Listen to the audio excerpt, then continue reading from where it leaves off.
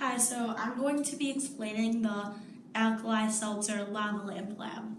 So basically, we started out with the water. In the water bottle, that's a pure substance. And it's made of two elements on the periodic table, which also makes it a compound. And I then added the oil to the water. And when I added the oil to the water, they didn't join together, but instead of combining with the water and making a mixture, the oil stayed floating on the top. The oil was floating on the top because the water has a greater density than the oil and stayed at the bottom. The two substances together is an example of a heterogeneous mixture because you can easily separate the two as well as the suspension since they will not mix together.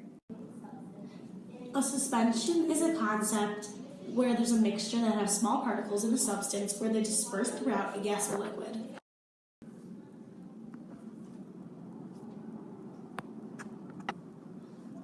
When adding the food coloring into the oil and water, you can see that the food coloring just kind of sits in the oil for a good minute or so.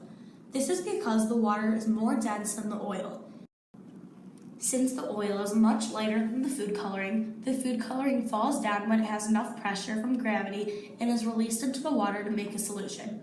The food coloring then reaches the water, which is the solvent, and the food coloring starts dissolving into the water because it's the solute. After the water is dissolved, you can now see there's a solution at the bottom of the water bottle because the solution is the food coloring dissolved in water. This also makes a homogeneous mixture since separating the solute and solvent is not really possible since they are so mixed together. This is what happens after the food coloring is released into the water, and as you can see, there's still some food coloring sitting in the oil. I then added the Alka-Seltzers piece by piece, and as you can see, that's when all the bubbles shot up and make a chemical reaction, also known as the lava lamp. The Alka-Seltzers make a chemical reaction because when it's dropped into the water, it breaks and creates carbon dioxide. As you can see, the carbon dioxide now just floating to the top.